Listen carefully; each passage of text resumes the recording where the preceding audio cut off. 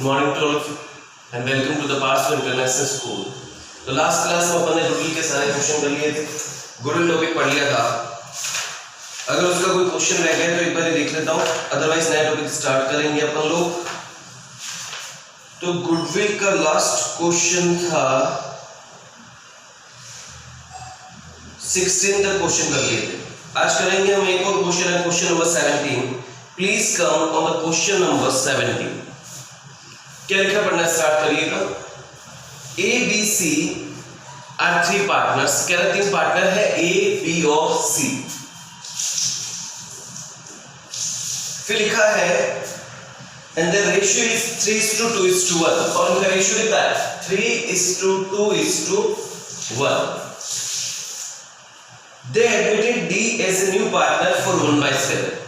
एक नया partner D आया 1/7 के लिए। फिर लिखा है D brought ₹1 lakh as his capital। D 1 lakh रुपए कैपिटल लेके आया and ₹45,000 for goodwill। कह रहा है D आते वक्त 1 लाख रुपए तो कैपिटल के लेके आया प्लस 45,000 गुडविल के लेके आया। आपको पता है एक नया पार्टनर जब आता है तो उसे अपने साथ दो चीजें लेके आनी, एक तो अपने हिस्से की कैपिटल और अपने हिस्से की गुडविल, वो दोनों लेके आए। आगे लिखा है you are required to pass the necessary journal entries. चलिए स्टार्ट करें। सबसे पहले कैपिटल की एंट्री क्या बनेगी, वो पैसा लेके आए, एंट्री बनेगी पैसा आ रहा है cash account debit to D's capital बात। फिर वो गुडविल के लेके आए, एंट्री बनेगी पैसा आ रहा है cash account debit to goodwill. Option number second होता है कि आप दोनों को कंबाइन कर दो, मैं ऑलवेज कंबाइन प्रेफर करूंगा। तो एंट्री क्या बनेगी, सबसे पहली एंट्री वो पैसे लेके आए कितने 1 लाख रुपए कैपिटल के 45 गुडविल के, मतलब 1,45,000। एंट्री बनेगी पैसा आ रहा है कैश अकाउंट डेबिट कितने रुपए 1,45,000 टू नीचे नाम क्या आएगा, इस 1,45,000 में से 1 लाख कैपिटल तो अपन वर्ड लिखेंगे to D's capital account 1 lakh और पीछे 45,000 रुपए गुडविल के टू गुडविल 45,000। अगली एंट्री क्या होगी बेटा, अब ये जो गुडविल वो लेके आया है इसे फॉर्म बांट देगी, तो अगली एंट्री बनेगी गुडविल अकाउंट डेबिट। ये जो 45,000 वो गुडविल लेके आया ये फॉर्म किस में बांटेगी, जिसने सैक्रिफाइस किया। इस क्वेश्चन में पता करो, देखो D 1/7 के लिए आया, ये 1/7 उसने किससे लिया होगा, क्वेश्चन में कुछ लिखा हुआ नहीं, मतलब ये फर्स्ट टाइप का क्वेश्चन है, मतलब ये उसने लिया होगा ABC से।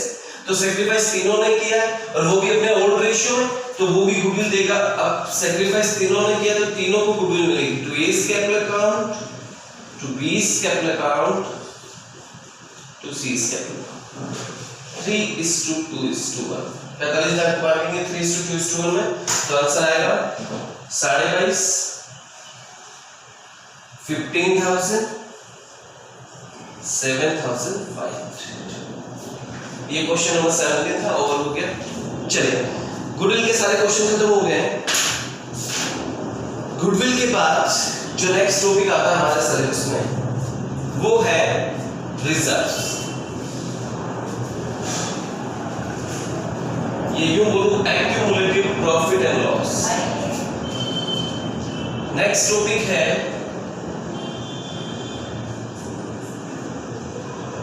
accumulated profits and losses। इसको एक और वर्ड बोल देता हूँ मैं, मीनिंग क्या है ये देखो। मान लीजिए पहले दो पार्टनर थे हो गए और उनका रेशियो था 2:2, ये उनकी बैलेंस है। आपको पता है कि बैलेंस में कई बार रिजर्व लिखा होगा इस तरफ ना, मान लीजिए नाम लिखा है जनरल रिजर्व, लाइब्रेरी साइड में होता है जनरल रिजर्व 3,000। फिर क्वेश्चन लिखा है आज ही नया पार्टनर सी आ रहा है। आपको सबसे पहले ये समझना है ये बैलेंस शीट कब की, सी के आने से पहले की। इसका मतलब इस बैलेंस शीट के अंदर जो भी रिजर्व है ये रिजर्व भी कब का है, सी के आने से पहले। मतलब ये जो पैसे 3,000 रुपए से, आप तो ये सोचो गल्ला है रिजर्व और उसमें 3,000 रुपए पड़ा है, और ये रिजर्व कब बना था, क्योंकि ये बैलेंस शीट सी के आने से पहले की है। मतलब इस गले में जो पैसे हैं वो सी के आने से पहले के, मतलब इस पैसे पे सिर्फ किसका है, ए और बी का। तो ये 3000 रुपए किसके हैं? Old partners. मैंने एक वर्ड बोला ओल्ड पार्टनर्स, क्योंकि रिजर्व सी के आने से पहले का, इसमें सी का कोई हिस्सा नहीं, तो ये रिजर्व किसका? Old partner. ओल्ड पार्टनर कौन है? ए और बी। और किस रेशियो में? ओल्ड रेशियो, जो भी था 2:1। तो ये 3000 रुपए में ए का हिस्सा है 2000 और बी का हिस्सा है 1000। मतलब ये ध्यान रखना कि अगर आपको जो बैलेंस शीट दी होती है वो ऑलवेज होती है नए पार्टनर के आने से पहले। तो अगर बैलेंस शीट में कोई एक्यूमुलेटेड प्रॉफिट, मतलब कोई ऐसा प्रॉफिट जो एक्यूमुलेट मतलब पहले से पड़ा हो, जिसे अपन एक और वर्ड बोल सकते हैं रिजर्व, या कोई एक्यूमुलेटेड लॉस हो, कई बार लॉस भी होता है, आपको पता है लॉस इस तरह आता है एक्सरसाइज में। चलिए अब हमारे सिलेबस में क्या क्या है वो मैं आपको बता देता हूं। अपने सिलेबस में ये नाम मिलेंगे आपको। एक तो मिलेगा जनरल रिजर्व, एक मिलेगा capital reserve, general reserve, capital reserve. उसके बाद एक वर्ड मिलेगा प्रॉफिट एंड लॉस अकाउंट, जिसे अपन बोल सकते हैं प्रॉफिट। ये प्रॉफिट है, प्रॉफिट। फिर एक नाम मिल सकता है आपको जनरल रिजर्व, इसके बाद वर्कमैन कंपनसेशन रिजर्व। पूरा नाम लिख देता हूं उसको, आप ये इससे परिचित नहीं। देखो जीआर मतलब जनरल रिजर्व, सीआर मतलब capital reserve, profit and loss account, workman compensation reserve. ये पूरा नाम हो गया इसका वर्कमैन कंपनसेशन रिजर्व। और एक नाम लिखा होता है कई बार IFR, इन्वेस्टमेंट फ्लक्चुएशन रिजर्व। या इसके अलावा कोई और भी नाम ले। पहले देखो रिजर्व मींस रिजर्व। रिजर्व का मतलब आपने कुछ पैसे सेव कर रखा, भले वो किसी भी नाम से सेव करो। कई लोग जनरल रिजर्व मतलब वो रिजर्व जिसका यूज आप कहीं पे भी कर सकते हो।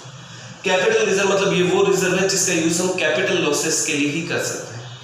प्रॉफिट एंड लॉस अकाउंट मतलब ये पीएनएल अकाउंट है, एक तरह से रेवेन्यू रिजर्व है, जनरल रिजर्व है जिसका यूज आप कहीं पे भी कर सकते हैं, मतलब ये पैसा है। वर्कमैन कंपनसेशन रिजर्व मतलब ये वो रिजर्व है जो आपने अलग से पैसा रखा है, किसके लिए? वर्कमैन कंपनसेशन मतलब किसी आपके फर्म में कोई जो वर्कर है, अगर उसके किसी हादसा हो जाता है, अगर उसके लग जाती है, तो उसको कंपनसेट करने के लिए, उसको पैसे देने के लिए, उसकी मेडिकल के लिए ये रिजर्व बनाया जाता है, जिसको बोलते हैं वर्कमैन कंपनसेशन रिजर्व। और एक नाम लिखा मैंने IFR, इन्वेस्टमेंट फ्लक्चुएशन रिजर्व। ये रिजर्व क्यों बनाते हैं? अगर हमने कोई इन्वेस्टमेंट खरीदा हुआ है और उसकी वैल्यू में डाउन हो गया, भाई अपने को लॉस हो जाएगा, फिर फ्लक्चुएट हो गया, डाउन हो गया, तो उससे अपने को लॉस होगा, उस लॉस को सेट ऑफ करने के लिए IFR। चाहे कोई भी रिजर्व, इन सबको मैं एक ही वर्ड बोल देता हूँ, ये सब क्या है? प्रॉफिट वाले। मैंने वर्ड क्या बोला था? प्रॉफिट वाले रिजर्व। कई बार इधर भी रिजर्व लिखा होता है SSI, यानी क्या नाम हो सकता है? एक तो पीएनएल,